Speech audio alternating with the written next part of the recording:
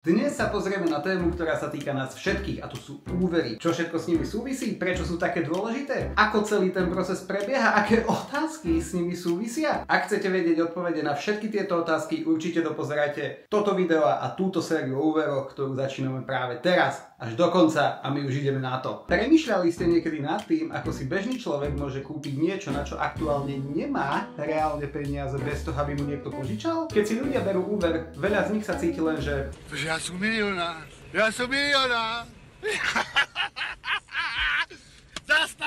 Zastav! Ja som milionár! Auto, byt, exotickú dovolenku, transfer z Thajska, alebo, čo je ešte drahšie, víkendový pobyt v Tatrách? Splniť si svoje sny, ktoré sa stanú realitou? I am very happy because this is my son, but now is realita.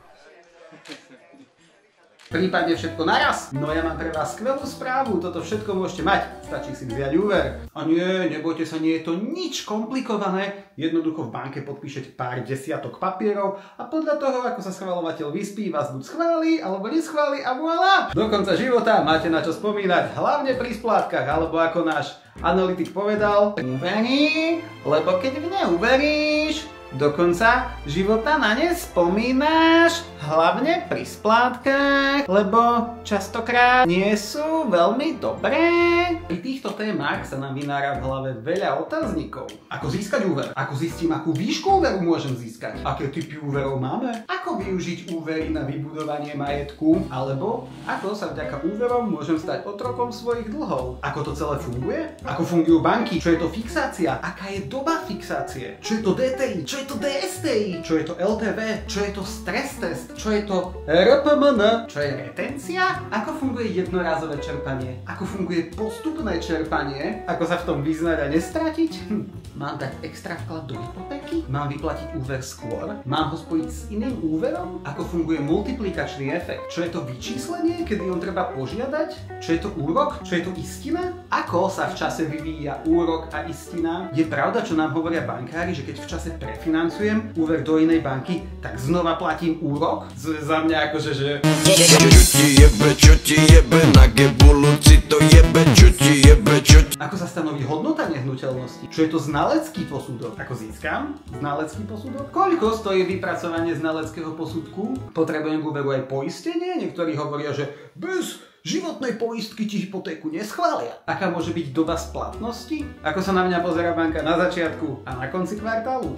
Zhlboka sa nadýchneme a ideme ďalej. Mám si zobrať spotrebný úver? Mám si zobrať nebankový úver? Mám si zobrať úver, ktorý sa skutočne oplatí a tým je hypotéka.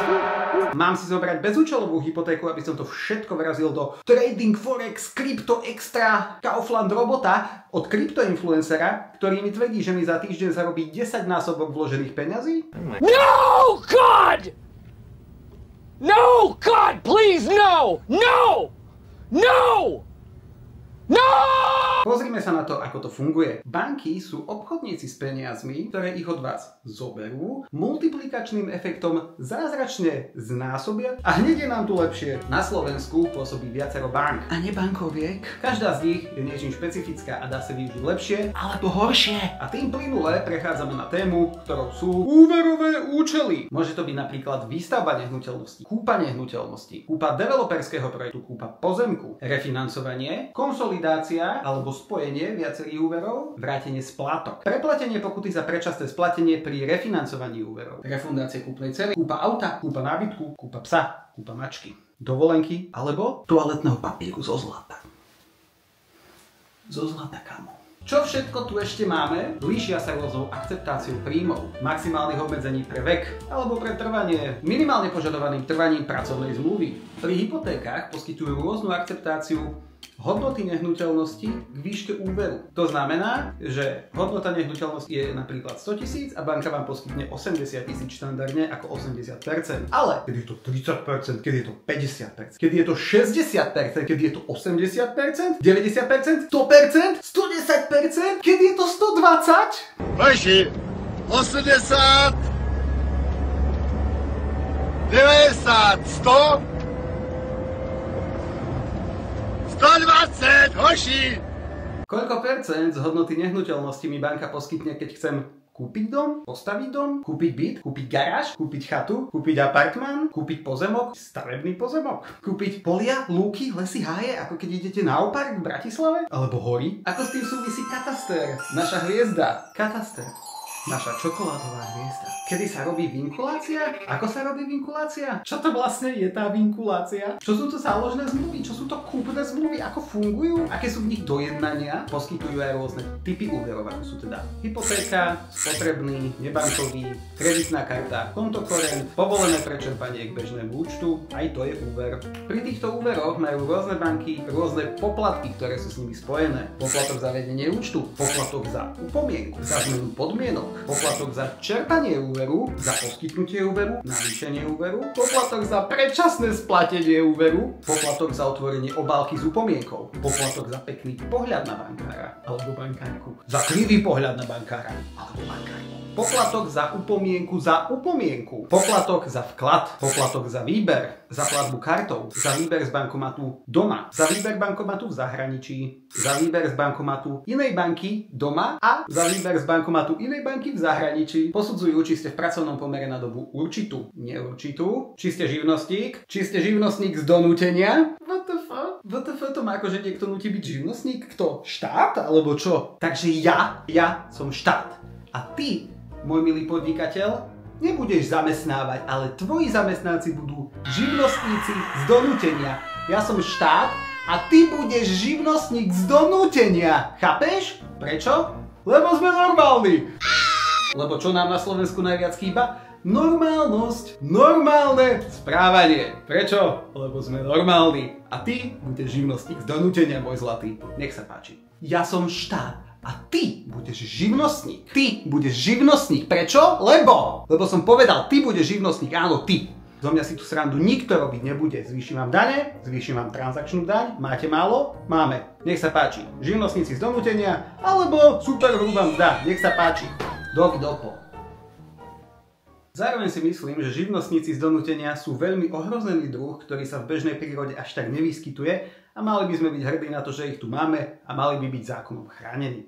Poďme ale ďalej. Ste slobodné povolanie? Ste maklér? Ste umelec? Ste hudobný skladateľ? No tak to vám držím palce s vybavovaním hypotéky. Ste v štátnych zložkách? Ste policajt? Ste hasič? Ste vojak? Ste na brigáde? Ste na dôchodku? Ste na invalidnom dôchodku? Vdovskom dôchodku? Starobnom? Sirotskom? Výsluhovom? Máte príspevok na asistenciu pre blízku osobu? Máte výživné? Alebo ste opatrovateľka v Rakúsku? Máte diety?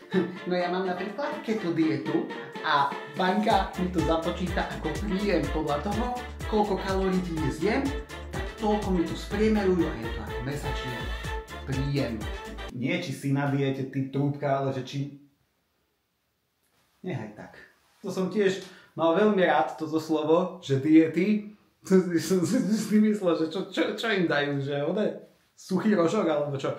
Nie, to nie je nutrične vyvážené. Zvyčajne ako na nejakých cestách a podobne. Či máte štipendium? Máte príjem z prenajmu? Máte príjem zo Slovenska? Čiech? Anglicka? Nemecka? Rakúska? Francúzska? Je v dolároch, eurách, korunách, frankoch, forintoch, rubľoch, jenoch, bitcoinoch, onecoinoch, ethereách, trumpcoinoch, dogecoinoch, jablkách, hruškách, ponožkách, teplákoch, naturáliách. Koľko percent z toho, čo som vymenoval v jednotlivých prípadoch, akceptujú jednotlivé banky? Ste v skúšobnej lehote, výpovednej lehote. Máte ženu, muža, deti. Vaši kamaráti majú ženu, muža, deti. Koľko X máte celkovo? Máte psa, máte mačku, máte korytnačku, máte škrečka, papagája. Je to člen domácnosti, mali by ste ho vyživovať. Máte krvnú skupinu A, B, C, D alebo 0. Ste blond alebo máte hnedé vlasy, šedé vlasy, ružové vlasy. Máte trvalý pobyt, prechodný pobyt, prechodno-trvalý pobyt. Ste zo Slovenska, ste z Európskej únie, ste z iných štátov, alebo ste z Marsu? Toto všetko tam môže spadať. Alebo aj nie. Cítiš sa stratený? Perfektné. To je presne ten pocit, ktorý zažíva väčšina ľudí, keď idú do banky alebo si idú vybavovať úver, zvlášť svoj prvý úver. A teraz si predstav, že by si to malo všetko pochopiť sám, bez pomoci, bez porovnania trhu, bez toho, aby si vedel, že aký príjem vôbec akceptuje tvoja banka, alebo či si dostatočne dlho prejdú zamestnaný, či nemá zmysel osloviť inú banku, či ti iná banka nedá lepší úrok, lepšie podmienky, či ti nepreplatí pokutu za predčasné splatenie, alebo či nedostaneš nejaké iné výhody. To sú mi ale otázky, co? Ja si myslím, že to už dnes možno aj stačí. Do tohto úvodu o úveroch, do tejto série o úveroch, v ktorej sa môžeme venovať jednotlivým témam, kde budeme za krátky čas preberať veľa tém, aby ste sa vzdelávali veľa v oblasti úverov. Ak nechcete, aby vám ušlo pokračovanie tejto série, dajte lajčík, dajte odber, aby ste vedeli, že nové diely o úveroch sú tu a môžeme si ho ísť smelo vybavovať. Zistíme aj to, aký majetok nám reálne tie úvery môžu priniesť. Mám si zobrať bezúčelovú hypotéku. Mám si zobrať bezúčelovú hypotéku a všetko to dať do... Mám si zobrať bezúčelovú hypotéku a všetko to dať do... Mám si zobrať bezúčelovú hypotéku, aby som to všetko vrazil do trading forex robota od kryptoinfluencera, ktorý mi hovorí, že za týždeň mi zarobí 10-násobok vložených peňazí? To si dáme ešte raz. Mám si zobrať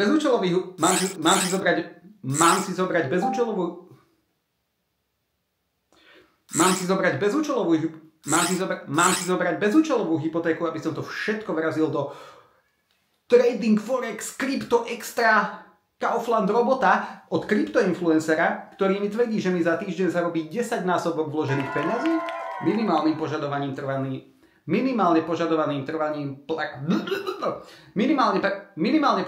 trvaním pracovnej zmluvy. Máte ho v eurách, dolároch, librách, rubeľ, dolár, libra, rubeľ, dolár, libra, rubeľ, dolár, libra, rubeľ, dolár, libra, rubeľ, dolár, libra, rubeľ, dolár, libra, rubeľ, dolár, libra, rubeľ, dolár, libra, rubeľ, dolár, libra, rubeľ, dolár, libra, rubeľ.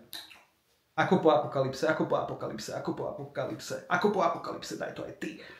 Takže je v dolároch, eurách, toto všetko tam môže spadať. Alebo aj nie.